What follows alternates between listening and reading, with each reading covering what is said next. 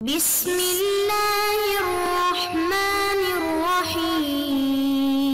السلام علیکم ورحمۃ اللہ وبرکاتہ۔ بسم اللہ الرحمن الرحیم۔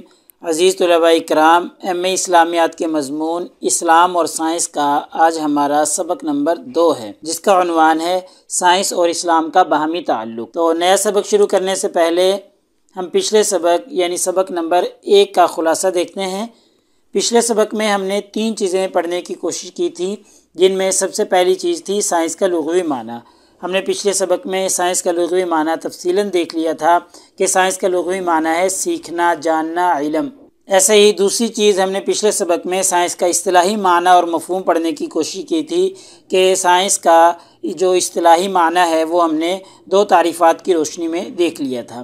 ایسے ہی آخر میں ہم نے پھر سائنس کی وسعت کے بارے میں بات کی تھی کہ سائنس ایک ایسا مضمون ہے جس کی وسعت میں روز بروز اضافہ ہو رہا ہے اور اس کی وسعت بہت زیادہ بڑی ہے، اس کی وسعت میں کوئی حدود نہیں ہے، ان لیمیٹڈ اس کی وسعت ہوتی چلی جا رہی ہے۔ تو آج کے اس سبق میں انشاءاللہ ہم سب سے پہلے ایک تمہید پڑھیں گے اور تمہید کے بعد پھر ہم اسلام اور سائنس کا تعلق دیکھنے کی کوشش کریں گے۔ اسلام اور سائنس کے تعلق میں ہم چند چیزوں کی وضاحت کریں گے، چند چیزوں کی روشنی میں اسلام اور سائنس کے تعلق اور ریلیشن شپ پر بات کرنے کی کوشش کریں گے، جن میں سب سے پہلے ہم دیکھیں گے کہ خالق اور مخلوق کا تعلق۔ ایسے ہی پھر ہم دیکھیں گے کہ اسلام اور سائنس کی بنیاد کس چیز پر ہے۔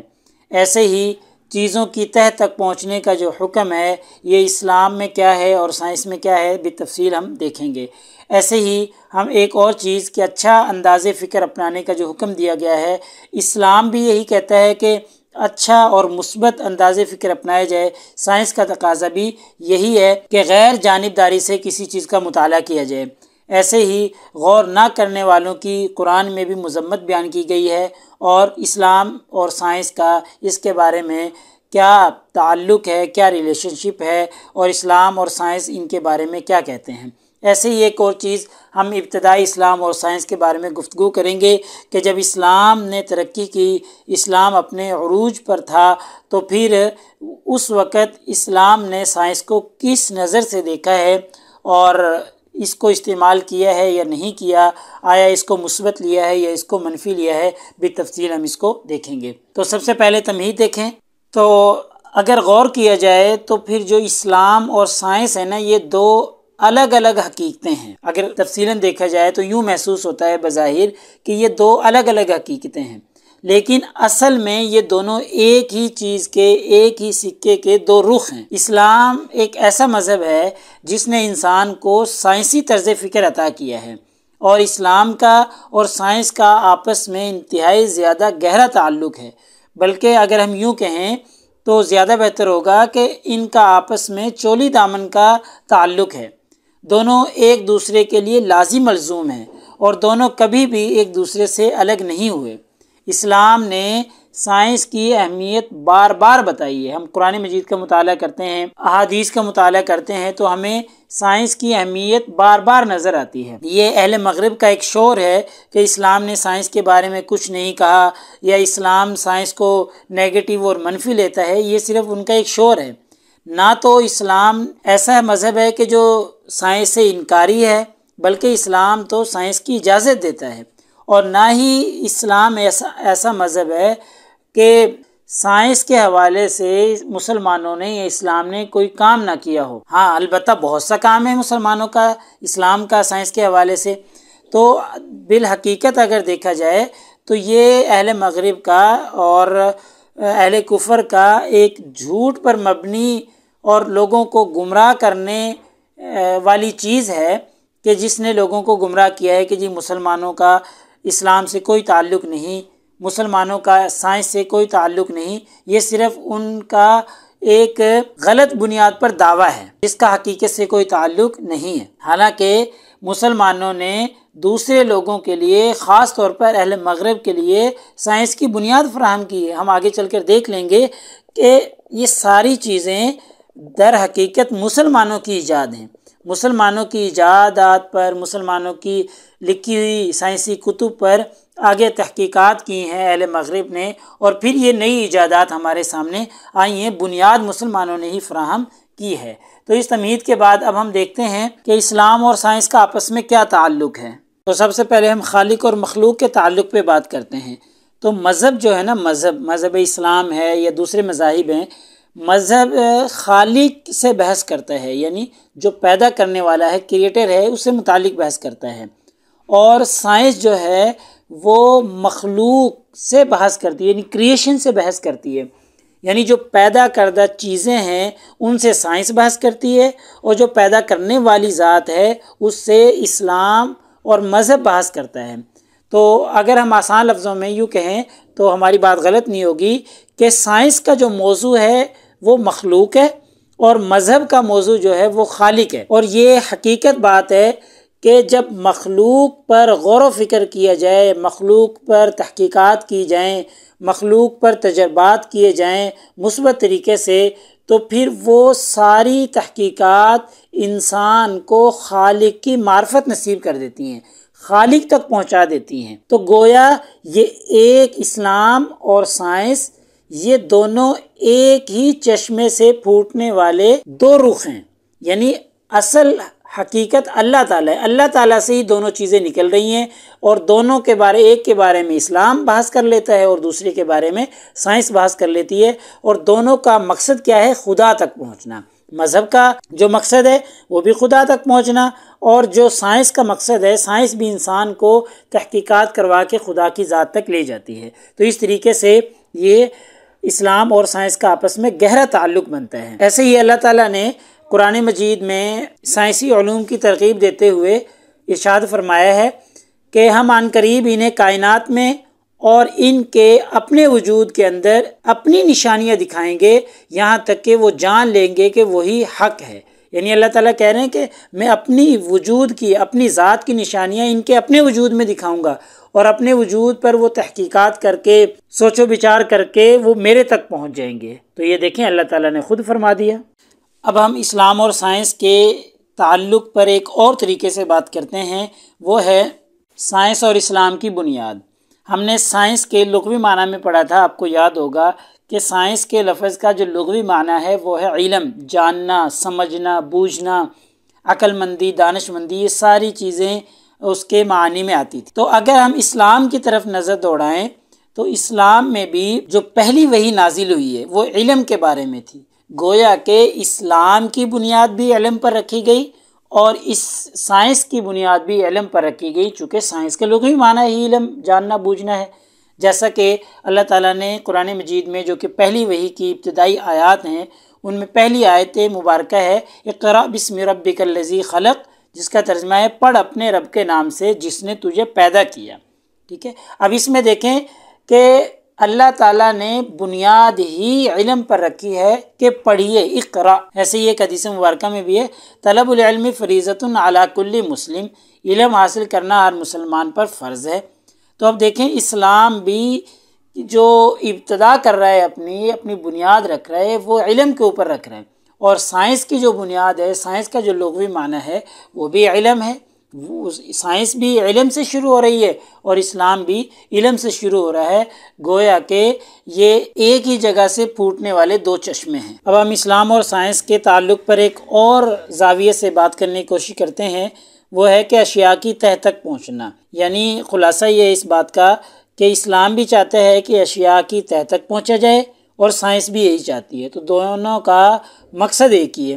تو اس لیے ان کا آپس میں گہرا تعلق بنتا ہے کہ اسلام ایک ایسا مذہب ہے جو علم کا تصور دیتا ہے، تو وہ یہ نہیں کہتا کہ صرف چیزوں کے نام رٹ لینے کا نام علم ہے، ٹھیک ہے، یہاں تک اس کا اسلام کا جو تصور علم ہے وہ محدود نہیں، بلکہ اشیاء کی تہہ تک پہنچنے کا نام جو ہے وہ اسلام علم رکھتا ہے۔ قرآن مجید میں بے شمار مقامات پر اہل ایمان کو فطرت کا مطالعہ کرنے کی ترغیب دی گئی ہے، فطرت کے اندر غور و فکر کرنے کی ترغیب دی گئی ہے، ایسے ہی عقل کے زیادہ سے زیادہ استعمال کی ترغیب دی گئی ہے، اور سائنسی جستجو کو معاشرے کی زندگی کا لازمی جز بنانے کے لیے بے شمار ہدایات دی گئی ہیں، اور یہی جستجو سائنس کی بھی ہے۔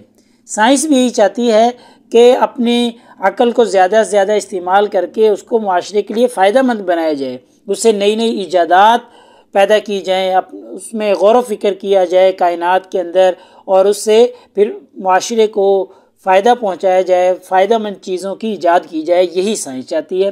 اللہ تعالیٰ نے قرآن مجید میں ارشاد فرمایا ہے کہ کیا تم غور نہیں کرتے کہ اللہ نے تمہارے لیے مسخر کر دیا جو کچھ آسمان میں ہے اور جو کچھ زمینوں میں ہے۔ تو اب دیکھیں اللہ تعالیٰ خود کہہ رہے ہیں کہ کیا تم غور نہیں کرتے، غور کرنے کی ترغیب دی جا رہی ہے۔ تو گویا سائنس بھی یہ چاہتی ہے کہ چیزوں کی تہ تک پہنچے جائے، ان میں خوب غور و فکر کیا جائے، اور اسلام بھی یہی چاہتا ہے۔ تو دونوں کا آپس میں گہرا تعلق ہے۔ اب ہم ایک اور انداز سے اسلام اور سائنس کے تعلق پر گفتگو کرتے ہیں، وہ ہے اچھا انداز فکر اپنانے کا حکم۔ قرآن مجید میں اللہ رب العزت نے بہت سے مقامات پر انسان کو فکر اور تدبر کی دعوت دی ہے، اور دعوت دے کر اس بات پر ابھارا گیا ہے کہ کائنات اور اس میں پائی جانے والی جو چیزیں ہیں، انسان کو چاہیے کہ ان میں غور و فکر کرے اور مثبت انداز سے غور و فکر کرے۔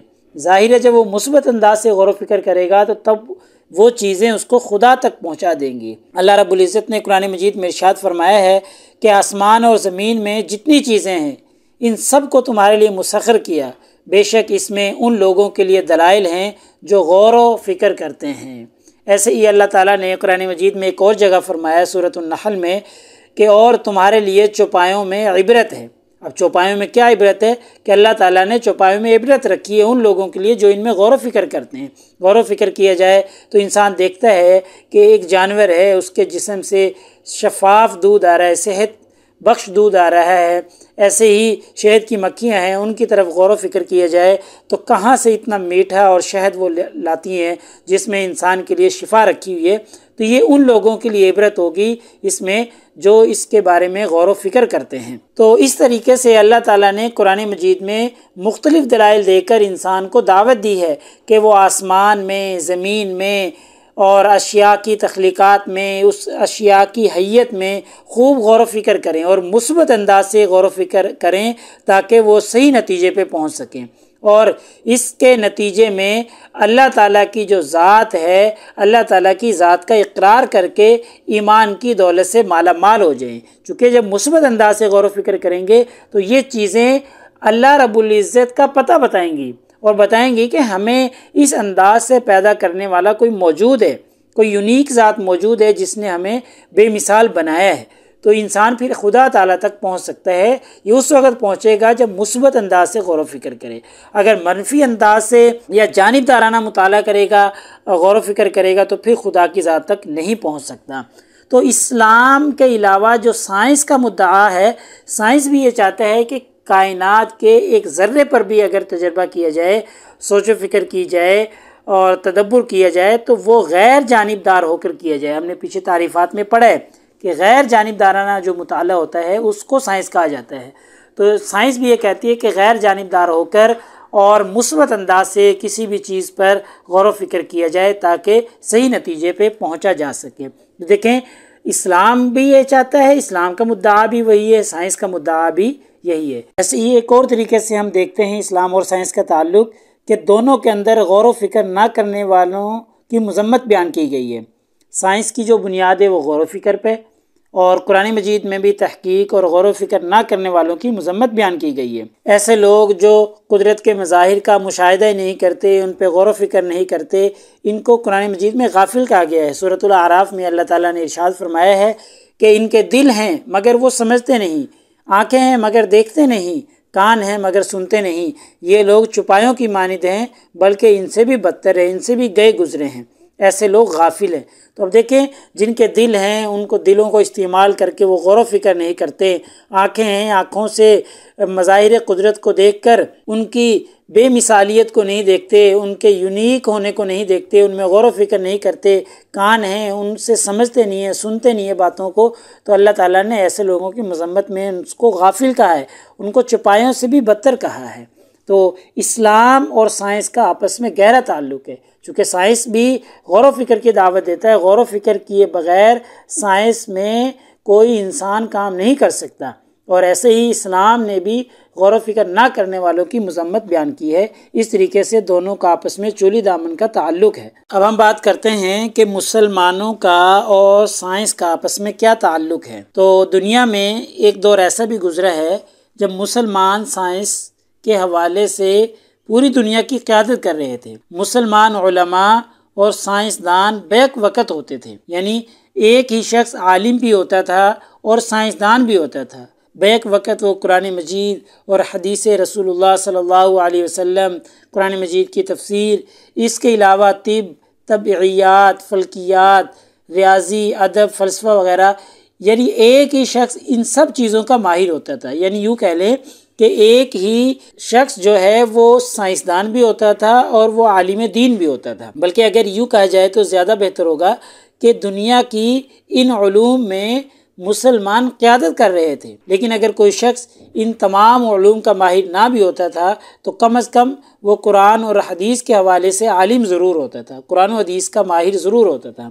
لیکن ایک وقت ایسا بھی گزرا ہے کہ اس وقت میں علماء اور سائنسدان کٹھے ہی ہوتے تھے، یعنی ایک ہی شخص عالم بھی ہوتا تھا، سائنسدان بھی ہوتا تھا۔ ایسا کیوں ہوتا تھا کہ اگر دیکھا جائے تو تجرباتی بنیادوں پر سائنس کے علم کو مسلمانوں کے ہاں بہت زیادہ مقبولیت تھی۔ اس مقبولیت کی وجہ سے ایسا ہوتا تھا کیونکہ مسلمانوں نے قرآن مجید میں بارہا پڑھا ہوا تھا، بارہا قرآن مجید کی تفاسیر میں دیکھا پڑھا کہ اللہ تعالیٰ نے بار بار مظاہر کائنات میں غور و فکر کرنے کی دعوت دی تھی۔ اس لیے مسلمان کیا کرتے تھے، عالم بھی بنتے تھے اور مظاہر قدرت میں غور و فکر کرنے کے لیے پھر سائنسدان بھی بنتے تھے، سائنسی بنیادوں پر تجربات بھی کرتے تھے۔ تو اس طریقے سے ایک ہی وقت میں وہ سائنسدان بھی اور عالم دین بھی ہوتے تھے۔ تو لہٰذا ہمارے آج کے سبق کا خلاصہ یہ نکلا کہ آج کے سبق میں ہم نے ایک تمہید پڑھی ہے، تمہید کے بعد اسلام اور سائنس کے تعلق پر مختلف زاویوں سے بات کی ہے، خالق اور مخلوق کا تعلق، سائنس اور اسلام کی بنیاد ایک ہے، چیزوں کی تہہ تک پہنچنا دونوں کا مدعا ہے، اچھا انداز فکر اپنانا کا حکم جو ہے دونوں میں موجود ہے، غور و فکر نہ کرنے والوں کی مذمت ہے۔